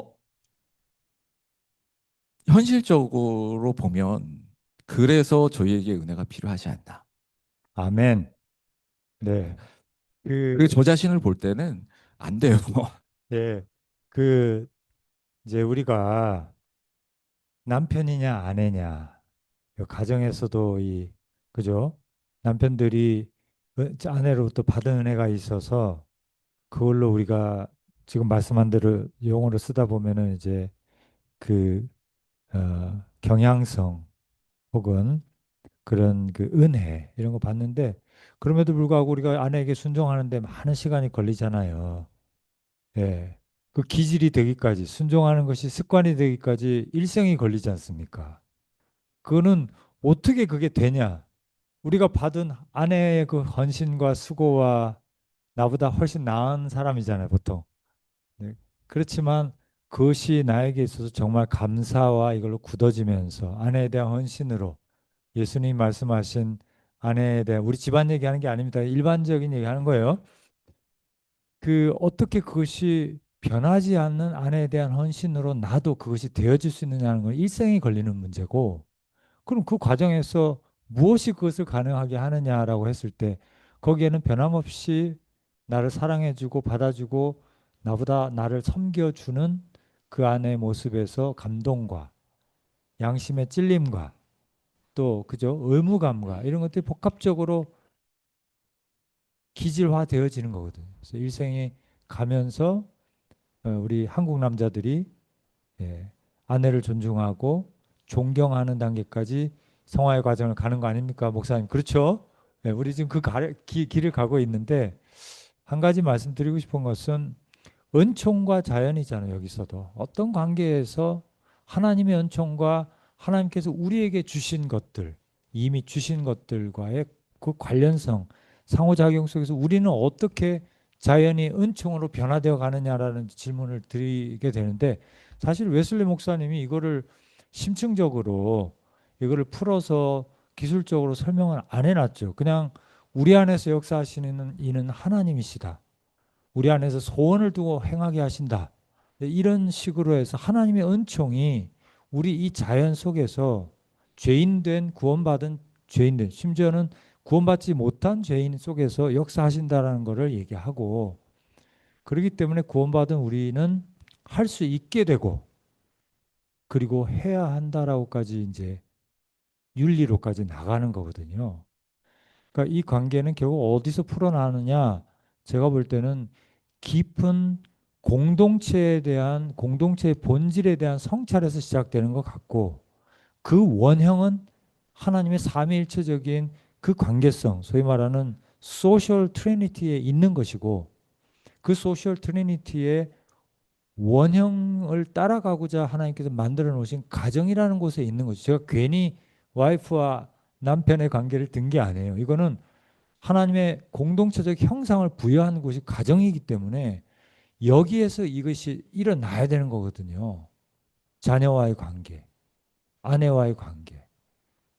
그런 것이고 그것이 또 신약에서 예수 그리스도께서 만들어 놓으신 삼위일체 공동체적인 그 공동체성을 부여해 주신 것이 교회잖아요. 그래서 이게 어떻게 되어지는 거냐라고 했을 때 지금 유재성 박사님이 말씀하는 것처럼 이거 교회 안에서 되는 거 아니에요? 이게 혼자 됩니까? 너무 맞는 말씀이고요. 그 전에 유재성 박사님의 가정에서 되어져야 되는 것이고. 그렇죠? 그 예복하시죠?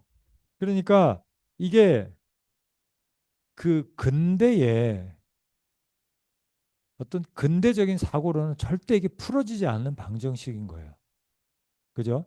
죄송한 얘기지만 칼뱅의 시대에서도 이게 풀어지지 않는 거예요. 하나님은 초월자이신데 어떻게 하나님이 이렇게 내재적이고 완전한 분이 어떻게 이 피조물로부터 그 기도의 그 영향을 받으시는가라고 하는 그 고대 철학의 기초한 그런 존재 개념을 갖고는 관계의 개념, 외연적 관계의 개념을 실체의 관계를 갖고는 풀어낼 수가 없는 거고요. 결국 이거 뭐냐면 우리의 존재론이 유기적인 인격적인 존재론으로 우리가 나가야 되는 거예요. 이건 기독교에만 있는 거거든요. 이거는 기독교가 일신교냐 다신교냐 종교 철학에서 그 얘기를 하지만 불가능한 거예요. 기독교는 그 카테고리에 들어가질 않아요. 기독교 일신교예요? 아니죠. 기독교 다신교입니까? 아니죠. 기독교는 삼위일체라고 하는 공동체적인 영원한 공동체적인 영성을 갖고 있고 그런 종교란 말이죠.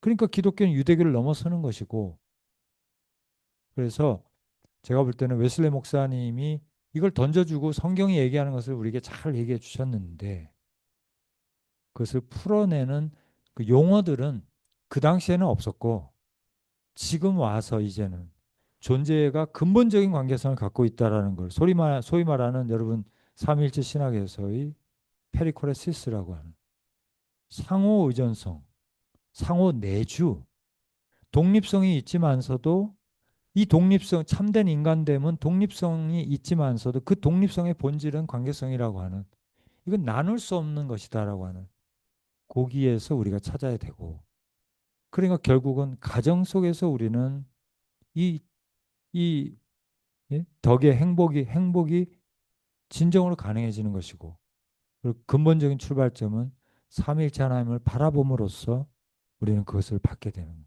그러니까 저는 김윤석 박사님이 아까 얘기하신 것처럼 하나님 은총으로부터 그래서 성화도 은총으로 되어진다라고 웨슬리가 얘기한 것이 너무나 중요한 포인트다. 이건 그냥 종교교육 신학을 그냥 연장한 거야. 이런 차원이 아니고 본질적인 것이고 그 은총의 쌓임이 우리에게 기질을 주고 계속적으로 오늘 또 공급받는 그 은총이 우리로 하여금 그 기질로 한 걸음 더 나아가게 하는. 그래서 은총과 자연은 은총 안에서 자연이 자연이 네, 은총으로 화한다. 이제는 그 패러다임 자체가 신학적인 패러다임 자체가 하나님은 내가 아니고 내가 하나님이 아니다. 이런 패러다임 가지고는요.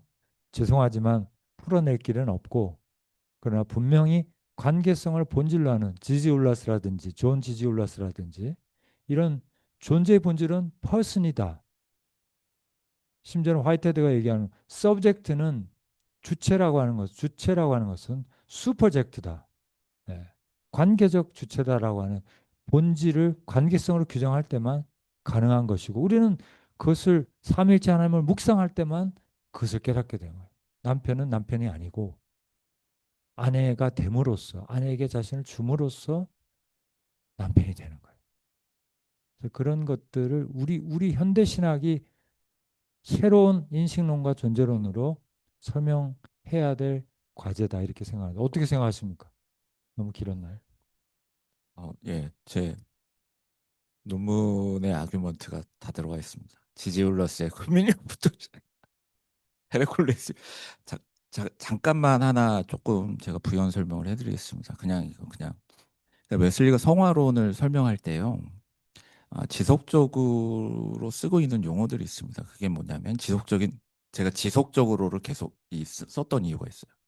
웨슬리가 지속적인이라는 표현을 써요. 믿음을 얘기할 때도 지속적인 믿음, 회개를 얘기할 때도 지속적인 회개. 이게 기본인 거예요. 그러니까 성화의 은총 가운데서 그리스도를 닮아가는 그 여정 가운데서 기본이 되는 게 뭐냐? 제가 은혜다라고 얘기했는데 먼저 지속적인 믿음입니다. 웨슬리는 그 믿음을 근본적으로 이제 저희는 신뢰와 확신으로 얘기하는데 사실 기본적인 뜻은 뭐냐면 영적 감각입니다. 영적 감각은 기능이 뭐냐면 무언가를 깨닫는 거예요. 자각하는 거예요. 인식하는 거예요. 그게 하나님의 거룩한 끊임없이 부어지는 은혜로 우리가 어떻게 자각할 수 있느냐. 은혜로 우리에게 주어진 선물인 지속적인 믿음을 통해서 성화의 과정 가운데 이런 측면에서 칭의와 성화 둘 다 근거는 믿음이 되는 거거든요. 논리적 우리 웨슬리 목사님 딱 던져놓고 끝냈어요. 이걸 엮어서 설명해 드리는 거예요. 예. 그리고 그 안에 지속적인 회개가 또 필요합니다. 웨슬리의 회개는요. 보통 우리는 회개에는 이제 턴어라운드 하는 거잖아요. 존재를 이렇게 돌아서 뭐 이렇게 그 과정을 얘기하는데 사실은 그 과정은 상당히 이제 청교도 신학적인 회개관이에요. 그러나 웨슬리가 얘기했던 회개는 뭐냐면 깨닫는 겁니다. 내가 죄인이라는 걸 깨닫는 거고, 내가 죄에 책임이 있다는 걸 깨닫는 거고, 내 능력으로는 이 문제를 해결할 수 없다는 걸 깨닫는 거예요. 이게 법정적 회개예요. 그럼 지속적 회개는 뭐냐면 여전히 내 안에 죄악성이 남아있다는 걸 깨닫는 겁니다. 그리고 내 능력으로 이것을 해결할 수 없다는 것을 깨닫는 겁니다. 그러니까 본인의 문제를 알아야 제대로 된 제 워딩 아닙니다. 웨슬리가 이렇게 쓴 거예요. 제대로 된 치료법을 찾게 되죠. 제대로 된 치료자를 찾게 됩니다. 그게 예수 그리스도. 끊임없이 지속적인 회개가 우리 자신을 보게 하고 주님께로 우리를 끌고 가는 그 역할을 지속적인 회개가 하는 거죠. 그래서 믿음과 지속적인 믿음과 지속적인 회개가 이 성화의 과정 속에서 그리스도와 더욱더 가까워지고 그리스도 닮음을 향해 나가는데 기본 전제가 되는 거죠. 네. 그리고 이 모든 게 가능한 건 사실 지속적으로 부어지는 하나님의 성화의 은총 때문에 가능해지는 거죠. 네, 감사합니다. 우리 김석 박사님. 혹시 또 질문 있으면 해주시고, 저도 하나 질문이 있긴 있는데, 짧게 드리면, 예, 목사님, 말씀하세요. 우리 신성철 목사님. 네.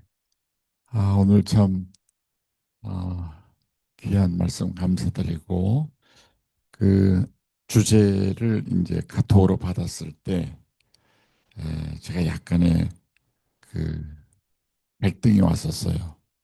그게 뭐냐면, 이론적으로는 아마 틀림없이 잘 쓰셨을 것이다. 또 연구도 잘 하셨을 것이다. 근데 실제적인 게 중요하잖아요. 웨슬리 신학 선교하러 다니면서 제가 제일 난처했던 질문들이 웨슬리 신학을 열심히 가르쳤는데 그 학생 중에 하나가 그런 웨슬리 목사님은 왜 사모님과 끝까지 같이 못 살았나요? 아유, 이거 아주 그냥 난처하더라고요. 근데 이제 그걸 통해 가지고 웨슬리 목사님에 대한 존경이 뭐 떨어졌다든가 그게 더 높아졌죠. 웨슬리 목사님의 동생 찰스는 사모님을 진짜 잘 만났잖아요. 웨슬리 목사님은 이래저래 연애 실패하고 48에 결혼해가지고 공식적으로 20년밖에 못 살았잖아요.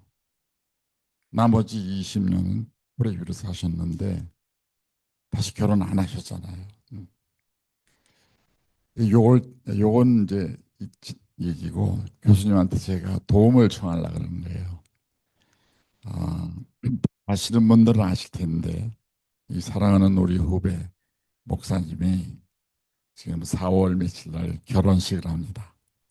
근데 제가 이제 올해가 결혼 47주년인데 이 친구가 나보고 느닷없이 목사님 왜 우리 이렇게 이혼들을 많이 해요 그래요. 그래서 내가 누구 이혼한 걸 봤냐 그랬더니 목사님 지금 뭐 어디 누구도 그렇고 어디 누구도 그렇고 지금 목사님 오므란 깨우리처럼 지금 모르셔서 그렇지 우리 주변의 젊은 우리 목사들 젊은 전도사들 이혼 많이 한다는 거예요. 그게 이제 한 달밖에 안 남았는데 한 달도 안 남았는데 은근히 걱정이 되는 거예요. 이제. 그래서 제가 이론적으로는 말했습니다. 성결의 은혜 속에 살면 이혼율 0%다. 학생들한테 늘 성결의 은혜 속에 살면 이혼율 0%다. 이렇게 얘기를 했는데 그 대답을 제가 못 해줬어요. 오늘 교수님이 그런 질문을 받는다면 그런 어떤 대답을 좀 명확히 해주실 수 있는지. 네. 제가 2004년에 결혼했으니까 음. 22년인가요? 22년 훨씬 제 목표인데 40년 웨슬리 목사님 잠깐 얘기하셔서 웨슬리 목사님이 이제 그 아내에게 쓴 편지를 보면 참 사랑이 넘치고 절절한 편지들인데 그뭐 저는 역사에서 벗어나서 조직신학과 윤리 쪽으로 연구를 해서 이게 풍부하게 뭐라고 말씀드리긴 어려운데 예. 저기 대답하기 불가능한 질문 우선 첫째 전제로 하셨고요. 아, 그 웨슬리 목사님이 이혼을 안 하셨잖아요.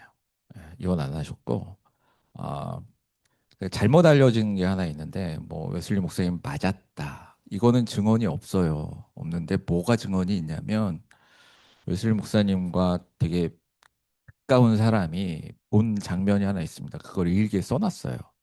그게 와전돼서 이렇게 간 것 같은데 그 웨슬리 목사님 집에 갔는데 아, 이렇게 웨슬리 목사님 엎어져 있고 이 양손에 양손에 머리카락이 있고 요걸 본 거예요. 그래서 막 그 일기에 욕을 하고 막 이런 거. 저는 사실 둘 다 이해는 갑니다. 두 분 다 이해는 가요. 얼마나 웨슬리 목사님께서 그 사역에 열심히 하시느라고 그 기본적으로 이제 아내분이 아내분이 되게 신앙이 깊으신 분처럼 보였지만 일반적인 사람이었던 것 같습니다. 근데 이 웨슬리 목사님은 모든 전존재를 사역에 이렇게 집중을 하셨잖아요. 그렇다고 아내를 사랑하지 않은 건 아닌데 우선순위가 그랬던 것 같고 그 이해를 못 하셨던 것 같고 그래도 공식적으로는 끝까지 같이 가셨던 그런 예라고 저는 생각을 합니다. 예. 그리고 찰스 웨슬리 목사님은 거기는 뭐 완전 완전 그 부인에게 그랬던 분이고 또 루터 이렇게 보시면요. 루터 탁상담화를 보시면 특히 이제 그 탁상담화 원본을 전체로 보시면 미친 사람 같아요. 어떤 때는 부인을 막 이렇게 하다가 어떤 때는 막 욕해요. 부부싸움 한 거예요. 싸움 하고 이렇게 막 얘기하는 거예요.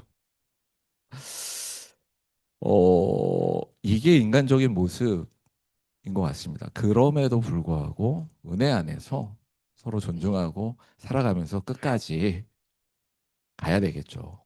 저는 이제 저희 와이프한테 안 쫓겨나려고 노력합니다. 저희는 모든 게 99대 1로 됐습니다. 공동, 집 99대 1, 차 99대 1. 저는 쫓겨나면 1% 받습니다. 생존을 위해서도 말씀을 잘 들으려고 예. 합니다. 제가 잘못한 것 같아요. 이렇게 가족의 와이프의 예를 드는 바람에 좀 문제가 딴 쪽으로 불거지고 있는데, 아, 예, 웨슬리 목사님이 모든 인간이 그렇듯이 완전하지 못했지만 우리보다는 훨씬 더 완전한 분이었다고 보고요. 그리고 그 웨슬리 목사님이 걸어가신 길 속에서 우리가 이제 반면교사로 삼아야 될 부분도 있고, 그러나 그럼에도 불구하고 웨슬리 목사님이 강조하고 가르쳤던 완전 성화의 길이라고 하는 것은 동기의 순수성, 그죠? 주어진 본인의 잘못된 판단일 수도 있고 또 사모님이 견디지 못한 그런 어려운 이제 상황일 수도 있지만 그 주어진 상황에서 하나님을 의뢰하고 하나님을 뜨겁게 사랑하는 길을 찾았던 이제 그런 모습, 인간적인 모습도 우리에게는 또 가르침이 된다고 생각을 하고요. 어, 어쨌든 그러나 제가 아까 우연히 예를 그렇게 들었습니다마는 가정이라고 하는 공동체 속에서 이 내밀하고 깊은 인간관계 속에서 우리는 하나님의 은총과 자연이 어떻게 상호작용하고 우리를 변화시키는가 하는 것을 이제 여기에서 검증하고 훈련받고 그 과정이 가정인 것 같아요. 그래서 그런 부분에서 정말 가정은 중요하다. 영적으로 중요하다는 이제 말씀을 할 수 있을 것 같고, 제가 하나 지금 끝날 시간이 됐는데 간단하게 좀 여쭤보고 싶은 것은 웨슬리 목사님이 초창기에 걸어가셨던 경건주의적인 좀 율법주의적인 그런 영성, 자기 부정의 영성이죠. 어떻게 보면은 그런 길을 쭉 걸어가셨는데 나중에 웨슬리 목사님이 오늘 우리가 배운 것처럼 행복에 대해서 계속해서 얘기하시고 예, 그런 우리의 삶에 그 어머니가 가르쳐 줬던 그런 어떤 자기 부정의 엄격한 의지적인 노력하는 율법적인 그런 이제 영성을 어떻게 극복했다고 할까요? 거기에서 머물지 않고 올라가서 결국은 행복론으로까지 나가게 됐을까? 좀 궁금합니다. 역시 교수님이십니다. 곤란한 질문.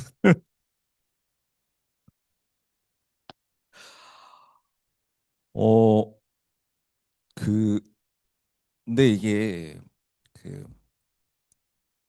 행복론이요. 교수님 그 행복론이 어, 후기의 주제가 아닙니다.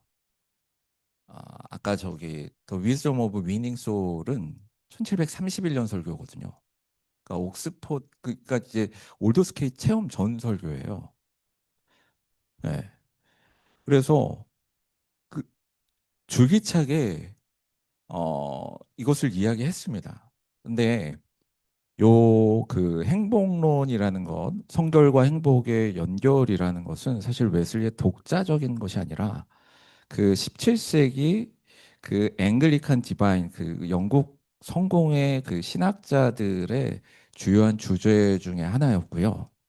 그리고 18세기가 들어서면서 아까 얘기한 감각적인 쾌락과 연결하는 그 행복론이 대두되면서 세속문학에서도 또 그 다음에 이제 그 어떤 신학적인 조작에서도 행복이라는 주제가 18세기에 아주 불릴 듯이 예, 논의를 하기 시작합니다. 영국 사회에서.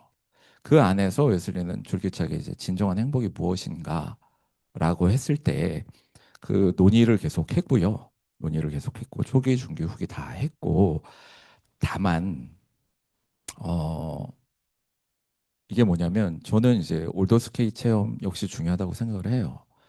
왜 그러냐면 성결에 대해서 이게 성결과 행복을 직관해서 이제 연결하다 한다고 보면 초기 설교의 핵심 주제가 뭔지 아십니까? 다 성결입니다. 그러니까 기독자의 완전이에요. 근데 그 기독자의 완전의 바가요 엄청 높아요.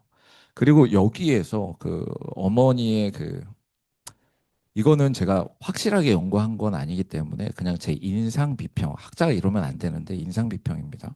그걸 전제에 두고 제가 연구하지 않은 걸 물어보셨기 때문에 그냥 추론해서 얘기하는 겁니다. 그래서 정확하지 않다라고 미리 말씀드립니다. 어, 그러니까 올더스케이 전에 제가 봤을 때는 약간의 그 인간의 노력 중점이 좀 있는 것 같습니다. 그리고 그러다 보니까 바가 너무 높고 거의 불가능에 가까울 정도. 그리고 올더스케이 체험을 하고 은혜 체험을 하고 실질적인 체험 좀 강렬한 체험이죠. 뭐 그 전에 체험이 없었냐? 저는 있었다고 봅니다. 어, 거기에서 이제 그 바가 내려와요. 그러니까 인간의 응답, 그러니까 바꿔서 얘기할게요. 노력이 아니라, 그러니까 그러니까 초기 웨슬리는 인간의 응답에 방점을 둡니다. 중기 웨슬리는 하나님의 우선성, 하나님의 역사하심에 중심을 둬요.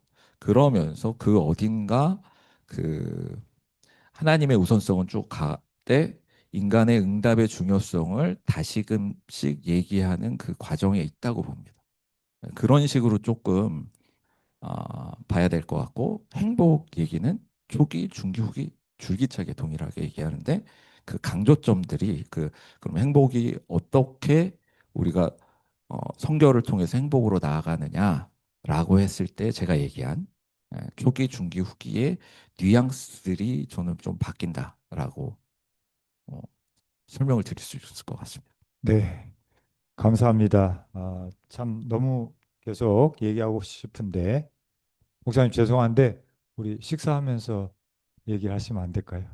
네, 우리 학생들도 또 식사하고 또 이렇게 준비하고 하실 시간인 것 같아서 오늘 긴 얘기 주셨고 많은 정말 도전과 또 깨달음 주셔서 너무 감사하고요. 제가 아까 들으면서 그냥 3단 논법으로 이렇게 한번 정리해 봤는데 행복은 하나님이 주시는 거다. 그런데 죄로 인해서 이거 우리가 안 되는데 두 번째로 성결은 행복을 가로막는 죄로부터 벗어나는 길이다. 그러므로 성결이 행복의 길이다. 그래서